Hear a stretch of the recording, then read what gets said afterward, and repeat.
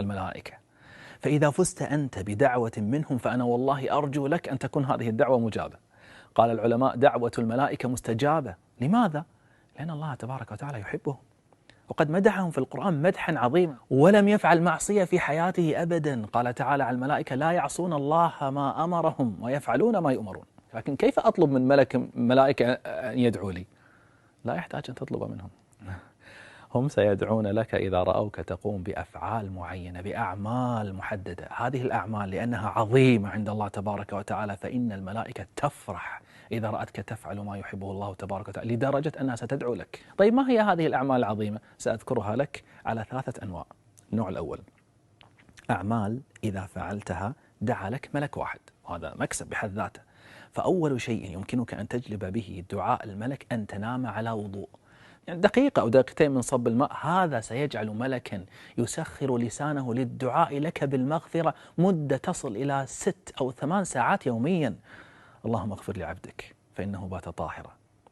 ولاحظ كيف أن الملك يمجد فعلك، يقول: فإنه بات طاهرا، فإنه بات طاهرا. وأتدري كم مرة يفعل ذلك ويدعو لك؟ كلما تقلبت. أنا والله بحثت في بعض الدراسات الطبية، وجدت أن معدل تقلب الإنسان في نومه 25 مرة في اليوم تقريبا، ولك أن تحسب. توجد حالة أخرى يمكن أن يدعو لك فيها ملك الملائكة، وهو عندما تدعو أنت لغيرك، ليس أمامه بل من وراء ظهره. لماذا الثواب مخصوص بكون الدعاء في ظهر الغيب؟ يعني عدم وجود الشخص الذي تدعو له. الذي يدعو بظهر الغيب فهو فعلا لا يريد إلا أن يرزقك الله هذا الخير الذي يدعو لك به.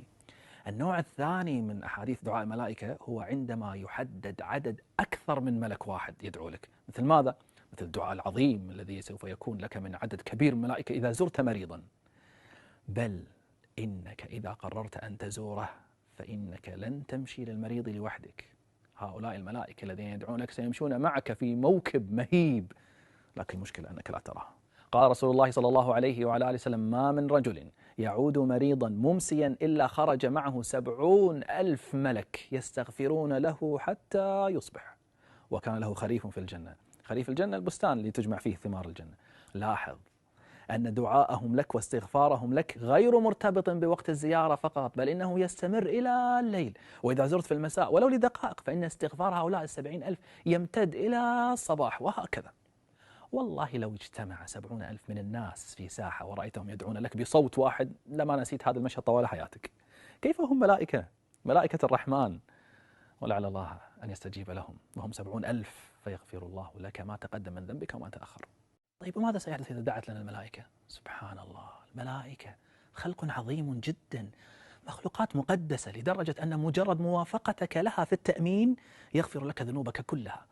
يعني أنت عندما تقول آمين بعد الفاتحة في الصلاة فإن الملائكة أيضا تقول آمين في الصلاة، فإذا قلت أنت آمين في نفس اللحظة مع ملك من هؤلاء الملائكة يعني مجرد توافق في التوقيت غفرت ذنوبك. اليوم سنذكر كيف تجعل الملائكة عموما تدعو لك حتى بدون تحديد عدد. أولا، توجد حالة الملائكة فيها تؤمن على دعائك، يعني أنت الذي تدعو وهي تقول آمين آمين. متى يحدث ذلك؟ إذا كنت حاضرا عند مريض أو شخص قد توفي. لهذا أحسن اختيار كلماتك في تلك اللحظة. قال رسول الله صلى الله عليه وعلى آله وسلم: إذا حضرتم المريض أو الميت فقولوا خيرا فإن الملائكة يؤمنون على ما تقولون. هذه مرحلة. المرحلة التالية، الملائكة لا تؤمن على دعائك بل هي بنفسها ستدعو لك. قال رسول الله صلى الله عليه وعلى آله وسلم: ما من عبد يصلي علي إلا صلت عليه الملائكة ما دام يصلي علي، فليقل العبد من ذلك أو ليكثر. أي والله القرار قرارك. ومعنى صلاة الملائكة عليك أي دعاؤهم لك واستغفارهم لك. وإذا أردتهم أن يصلوا عليك مدة أطول فيوجد شيء آخر يمكنك فعله، وهو أن تنتظر الصلاة في المسجد. قال رسول الله صلى الله عليه وعلى آله وسلم: فإذا دخل المسجد كان في صلاة ما كانت الصلاة تحبسه، يعني ينتظر الصلاة، يعني يكون كأنه مصل ما دام أنه ينتظر الصلاة. قال عليه الصلاة والسلام: وتصلي الملائكة عليه ما دام في مجلسه الذي يصلي فيه يقولون، اسمع يقولون: اللهم اغفر له، اللهم ارحمه، اللهم تب عليه، ما لم يؤذي فيه أو يحدث فيه. أما من جلس ينتظر الصلاة بين المغرب والعشاء هذا ذكي. الآن سننتقل للمرحلة الأخرى، وهي أن يدعو لك حملة العرش بأنفسهم. وأيضا الملائكة الذين حول العرش. من هو هذا المحظوظ الذي سيستغفر له حملة العرش والملائكة الذين حول العرش؟ من هو؟ سأدع القرآن هو الذي يجيب على هذا السؤال. قال تعالى في سورة غافر: الذين يحملون العرش ومن حوله يسبحون بحمد ربهم ويؤمنون به ويستغفرون للذين آمنوا ربنا وسعت كل شيء رحمة وعلما فاغفر للذين تابوا. اسمع الآن مواصفات الذين سوف يدعو لهم حملة العرش ومن حول العرش. اسمع، قال: فاغفر للذين تابوا واتبعوا سبيلك. يعني إذا أردنا أن نحصل على هذا الفضل فلنتب من أي ذنب، وكلنا لدينا ذنوب، فإذا تبنا واتبعنا أوامر الله حصلنا على هذا الدعاء وعلى هذا الفضل. ثم إن حملة العرش لن يتوقفوا عند هذا الحد، بل استمروا بالدعاء لك دعاء جميلا. اسمح لي أريد أن أقرأ عليك الدعاء كاملا من الآيات. استمع من فضلك. إنهم سيقولون ويدعون لك ويقولون: فاغفر للذين تابوا واتبعوا سبيلك وقهم عذاب الجحيم ربنا وأدخلهم جنات عدن التي وعدتهم ومن صلح من آبائهم وأزواجهم وذرياتهم إنك أنت العزيز الحكيم وقهم السيئات ومن تقي السيئات يومئذ، يعني يوم القيامة، ومن تقي السيئات يومئذ فقد رحمته وذلك هو الفوز العظيم. يا الله، دعاء كله جمال. يدعون لك دعاء لك ولوالديك ولأزواجك وذريتك، والله فعلا فوز عظيم. فماذا تريد أكثر من ذلك؟ قد يقول قائل: والله هذا هو فعلا أعلى ما يمكن أن أحصل عليه من دعاء الملائكة. أتريد صراحة؟ في الحقيقة توجد مرتبة من دعاء الملائكة هي أعظم من أن تدعو لي الملائكة الذين يحملون العرش، عرش الرحمن، ومن حول العرش أيضا. نعم والله أعظم. هناك مرتبة أن الله يصلي عليك والملائكة تصلي عليك، وفوق هذا أهل السماوات يصلون عليك. من هم أهل السماء؟ أليسوا الملائكة؟ ليس فقط الملائكة، الملائكة وأرواح الأنبياء وأرواح الشهداء، كل هؤلاء يعتبرون من أهل السماء وكلهم سيصلي عليك. وليس هذا فحسب، بل حتى مخلوقات الأرض ستصلي عليك. لماذا كل هذا؟ ماذا فعلت أنا؟